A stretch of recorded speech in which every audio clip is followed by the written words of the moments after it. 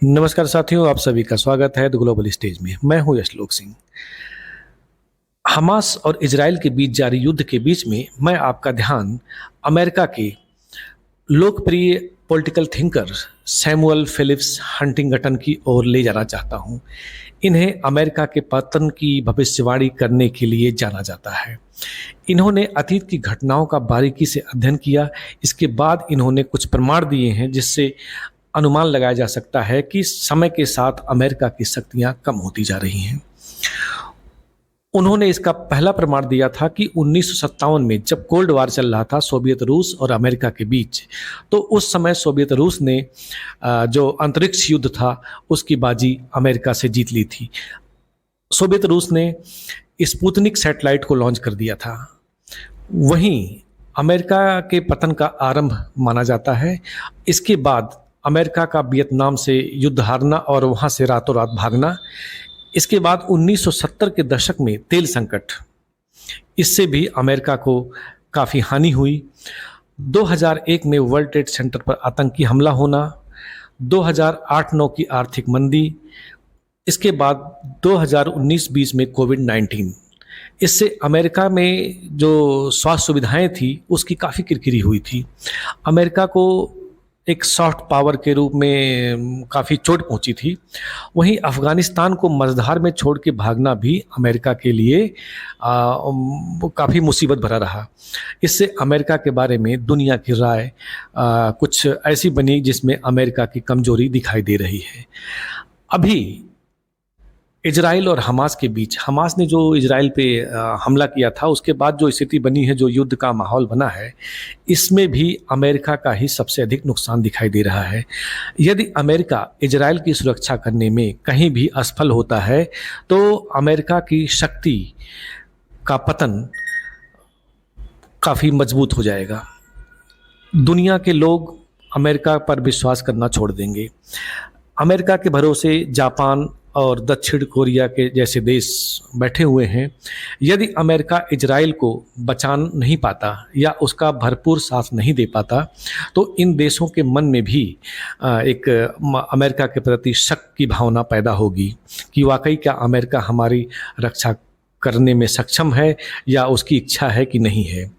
फिलहाल इन्हीं सबको देखते हुए अमेरिका के थिंक टैंक ने यह राय दी है जो बाइडेन को कि आप इजराइल के साथ खड़े हो। इजराइल का जो दौरा उन्होंने किया है ऐसे ही नहीं किया है। इजराइल के दौरे के पीछे अमेरिका का जहां थोड़ा बहुत फ़ायदा होगा वो तो है ही, साथ में अमेरिका को अपनी शाख बचाने के लिए भी इस युद्ध में इजराइल के साथ खड़ा होना होगा। अमेरिका की मंशा यह भी है कि जो यह युद्ध है जो इस समय चल रहा है यह ज़्यादा ना फैले, अन्य देशों के तक न जाए। लेकिन अगर युद्ध बढ़ता है, कहीं भी इसका आकार बहुत ज़्यादा व्यापक होता है तो अमेरिका को इसमें उतरना पड़ेगा, इजराइल का साथ देना पड़ेगा। अगर इजराइल का साथ अमेरिका देने में आनाकानी करता है या कहीं भी गलती करता है तो इससे अमेरिका का बहुत ज़्यादा नुकसान होगा। अमेरिका की कमज़ोरी दुनिया के सामने आ जाएगी।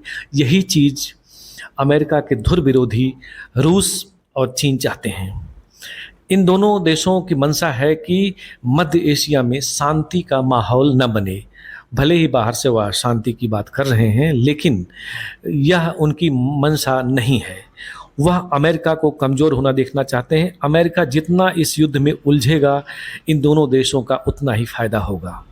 इस बात को हमने अपने पिछले वीडियो में बताया भी था। अब माहौल ऐसा होता जा रहा है कि अमेरिका निश्चित रूप से यह चाहता है कि इस मामले में जल्दी से जल्दी कोई समाधान दिखे। यही कारण है कि अमेरिका के विदेश मंत्री 7 देशों का चक्कर भी लगा चुके हैं। सऊदी अरबिया के प्रिंस ने उन्हें कई घंटों का इंतज़ार भी करवाया। इसके बाद भी उन्होंने अपनी डिप्लोमेसी के जरिए कहीं न कहीं इस युद्ध को मिनिमाइज़ करने का जो इनकी प्रक्रिया है उसमें थोड़ी बहुत सफलता दिखाई दे रही है। लेकिन आने वाले समय में जिस प्रकार से मोर्चा खुलता जा रहा है, जैसा कि यमन भी मिसाइल से हमला कर रहा है, अमेरिका ने यमन की 3 मिसाइलों को मार गिराया है।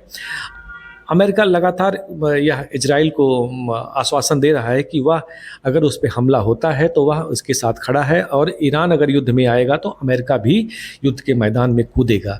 लेकिन अमेरिका कह तो रहा है, लेकिन अमेरिका यह भी चाहता है कि इस प्रकार की स्थिति न बने। यदि ऐसी स्थिति बनती है तो अमेरिका के लिए यह गले की हड्डी बन जाएगी। यदि अमेरिका साथ देता है तो भी उसका नुकसान है, साथ नहीं देता है तो और बड़ा नुकसान है। अमेरिका को अपनी वैश्विक साख बचाने के लिए काफ़ी कुछ अपना दांव पर लगा चुका है इस समय, लेकिन अब देखने वाली बात है कि ऊंट किस करवट बैठता है मध्य एशिया की राजनीति में, मध्य एशिया की जियोपॉलिटिक्स में शांति का वातावरण बनता है या युद्ध और भी व्यापक और दिशाहीन होता है। यदि अनिश्चित काल तक युद्ध चला तो इससे दुनिया को आर्थिक मंदी का दौर देखना पड़ सकता है। फिलहाल अभी इतना ही। नमस्कार।